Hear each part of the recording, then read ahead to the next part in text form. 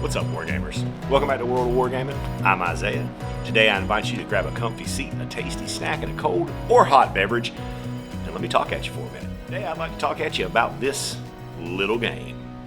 Pun semi-intended. I've done a few unboxings for this game. Now it's time to dig into the rules and really talk about it a little bit. So Argatoria is a 10mm fantasy army scale game from Spellcrow. Now, you may be familiar with Spellcrow from the bits that they've made for years and years and years and years and years. This is their first army game. They have another game that I think is a skirmish game, but this one's a full-on army, but set in the same world of Umbra Terrace. So let's dig into here, see what it's all about. First 25 pages or so, that much, is all fluff. It's just giving you backstory on the world, things like that. I'm not going to go into that right now, but be aware that there's a fair amount of fluff and lore built out around the world. So we're going to jump straight to the rules, which is preparing. We start with getting the table ready. So our table for this game is either 150 by 90 centimeters or 180 by 90 centimeters. For all of us Imperials out here, this may get hectic if you're not used to playing games that use metric measurements, but I promise you it's not that bad. The size of the armies they come in brackets like 500, 15, 2,000 or greater. Every army has to have at least 4 units and 4 heroes, which is about what the starter armies come with. And then, of course, you can add in more as you choose or see fit. Putting together your units, it is a rank and flank game. So the minimum size of a rank is 4 across and 4 deep. So you can have up to 16 bases in a unit. You don't have to. 16 is the most, 4 is the least. Deploy, you obviously will randomize your deployment using the pages in the back. And then you roll a d6, add your general's leadership. Whoever has the high roll has the option. They can either deploy all of their forces first, or they can let their opponent deploy first and then make an attempt to counter deploy. I am usually of the mind that I prefer to deploy second because I like to see what my opponent is going to do with their army before I make any big or rash decisions. Got everything deployed and set up. It's time to start playing the game. So we got to figure out who's going to go first. The initiative roll is pretty straightforward. It works the exact same as the deployment roll. Roll a d6, add the general's leadership, high roll goes first. It doesn't give you the choice here. You have to do it. Now while we're talking about this, be aware that you can measure any distance at any time in this game. Pre-measuring is 100% allowed. Once you figure out who's going to go first, we put a dice by every unit. That is their activation dice. And then when it's your turn, you make an activation roll. So you're going to roll 2d6, take the lowest number. So if you rolled a 2 and a 6, you take the 2. That is the number of units that you must activate.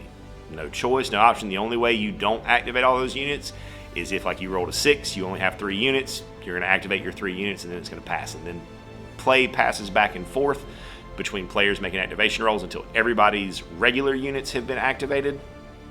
Then it goes to activating heroes, who go last in the cycle. The cycle is what they call the turn in this game.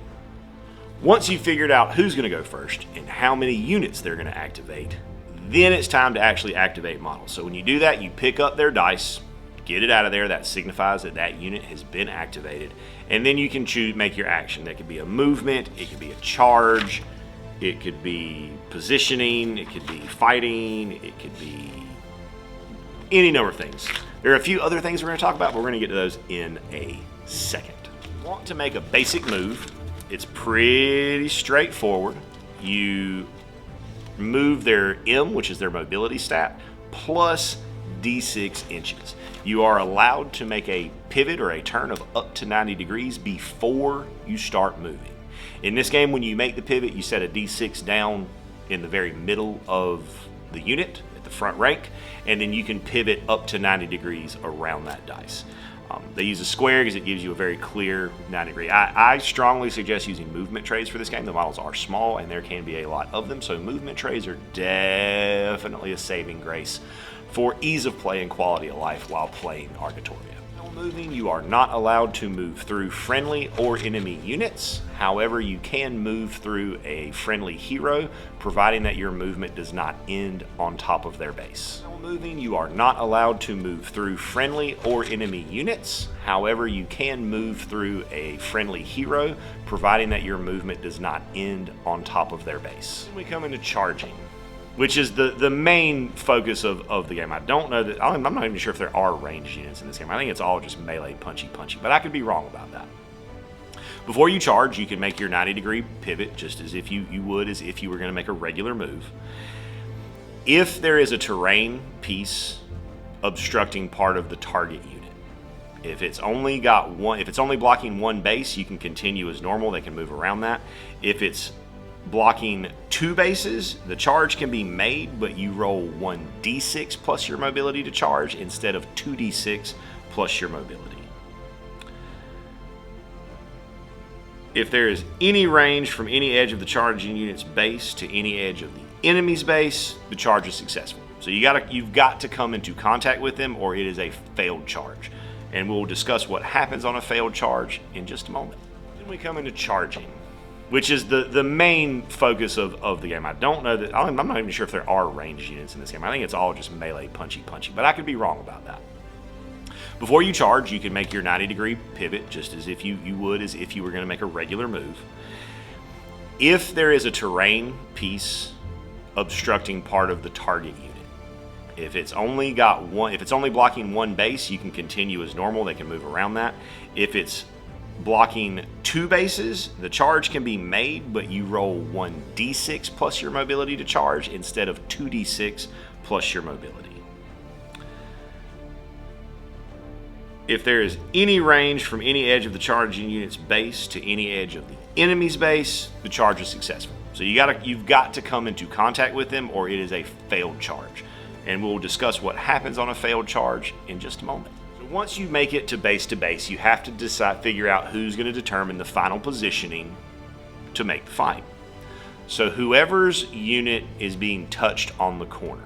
So for example, if I charge my Vendril into the corner of some Reptilians, because I'm touching their corner, they get to decide how to pivot. So they could pivot to face me on the front, or they could pivot to face me on the side. Normally, you're not going to want to give the enemy your flank. Now, if it's the other way around, where I charge, and then I would decide.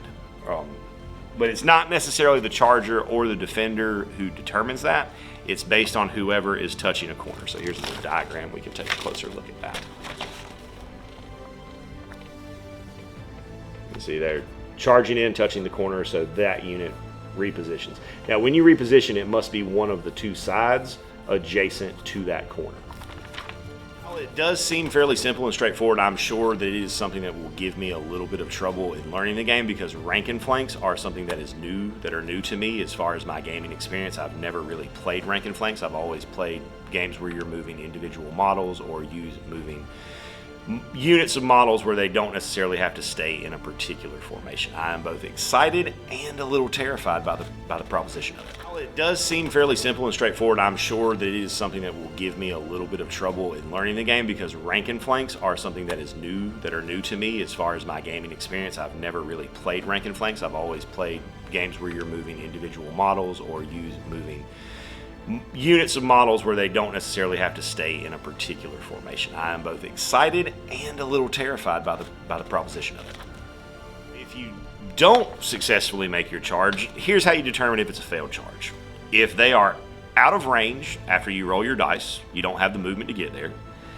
If the charging unit managed to align front bases, but the rear ranks cannot maintain order to keep the shape of the unit, or if the charging unit is unable to have at least one base in full contact with the enemy's base. The unit which failed to charge must move 10 centimeters forward, and it becomes disoriented, which is a status condition. To represent that disoriented nation, the opponent can choose to pivot that unit up to 90 degrees in any direction. As soon as you finish the positioning, you immediately fight. So it's always assumed that the entire front rank can swing, no matter how many bases it is in contact with. If the unit that is getting charged has 12 or more bases, and the charging unit has 12 or fewer bases, the charging unit does not receive any of the charge bonuses, and which are normally you get +2 attacks to your pool and +1 strength. You also get +1 attack for each base behind the first rank. If you're just fighting, your fight bonus is +2 attacks to the pool for each full rank behind the first, and independent bonuses can be +2 to the pool for attacking a flank or +4 for attacking the rear.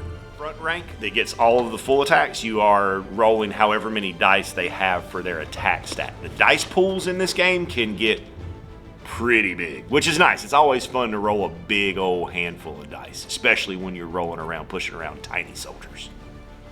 Once you figured out how many attacks you have, it's time to roll those dice. This is a weapon skill test, so WS on the stat line, and it's a little bit different than most games because in this game you are looking to get under that weapon skill score. If you roll any ones that you roll or a double hit, they give you an extra dice when you go to make the wound roll, and any 6 is an auto fail. The unit has been charged by multiple units.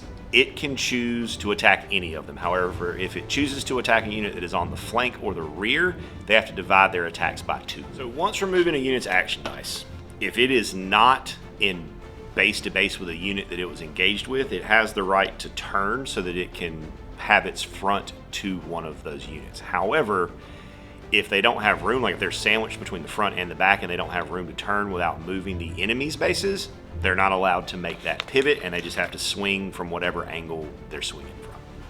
So once you've made your hit roll and you know how many times you've hit, it's time to try to roll to wound. So before you do that, you need to check your opponent's toughness. If their toughness is less than your strength, you get to add the difference in dice to the pool. If their toughness is greater than your strength, you have to subtract that difference from the pool.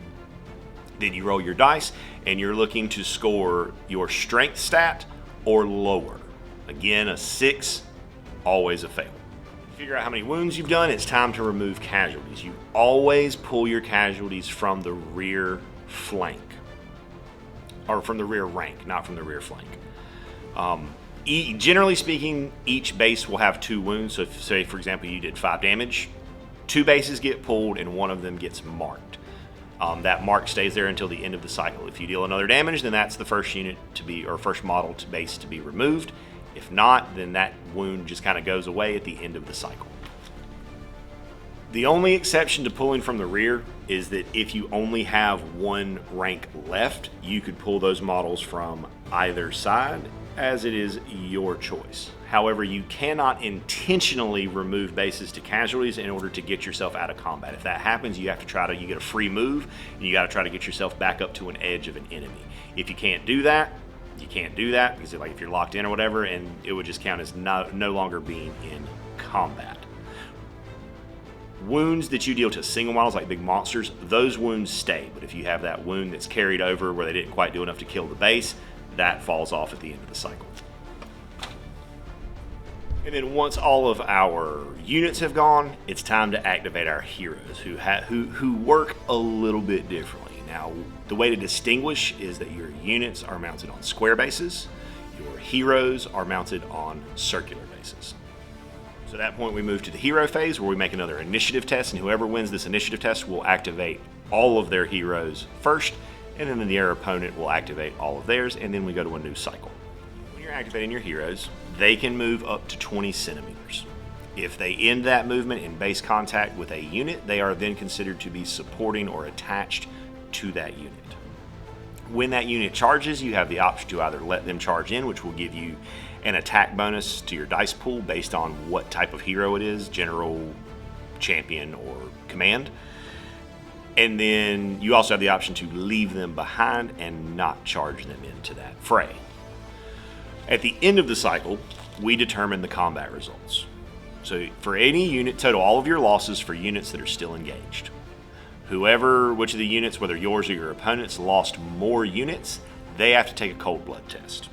Cold blood test? Cold blood test. The exception to that rule being that, say, your opponent killed more bases than you did, but you wiped their unit out. That unit does not have to take a cold blood test. They were victorious even though they sustained heavy losses. Blood test, we roll 2d6, and we're looking to be higher than the unit's leadership. If we pass, if we're higher, no harm, no foul, we continue on. If we fail, we have to take a panic test. So for a panic test, we roll 1d6 for each lost base.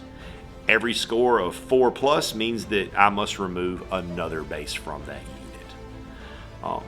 And that reflects that some of the warriors decided to run away, just lost their nerve, and fled the battlefield. You get a regroup action in this game if you wipe out all the bases in a unit. You can pivot up to 180 degrees and move up to 5 centimeters for free. In addition to all those things that you can do during the cycle on your activations, there are also prayers that can be uttered to a god.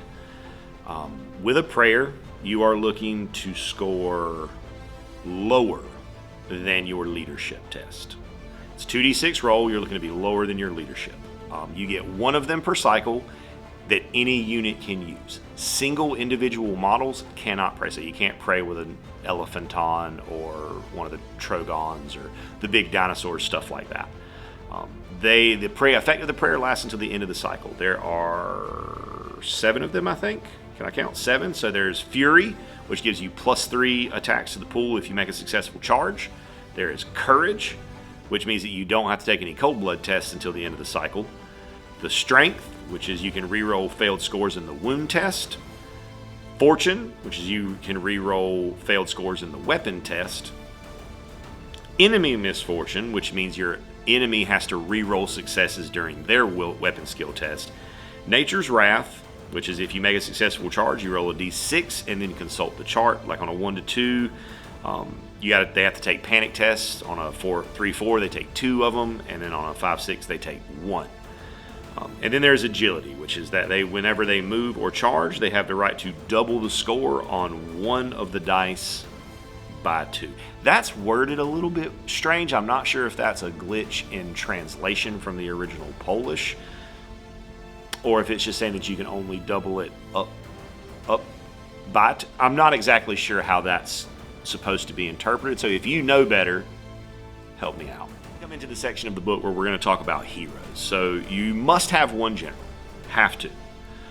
You have to have 1 to 3 champions up to 1,500 points. And above 1,500 points, you've got to have 1 to 3... Up to 1,500, you got to have 1 to 3 champions, 1 to 3 command groups. 1,500 points or higher, it goes to 1 to 6 champions and 2 to 6 command groups. You can have 1 mage for every full 500 points in the army. A general attached to a unit gives them 6 extra attacks when they go to fight, and it also allows all units within 10 centimeters to re-roll a failed cold blood test. Your general can issue 1 order per cycle. It's got to be a unit within 30 centimeters, but it does not have to be in line of sight, and that unit can carry out an action as if it just had its activation dice picked up.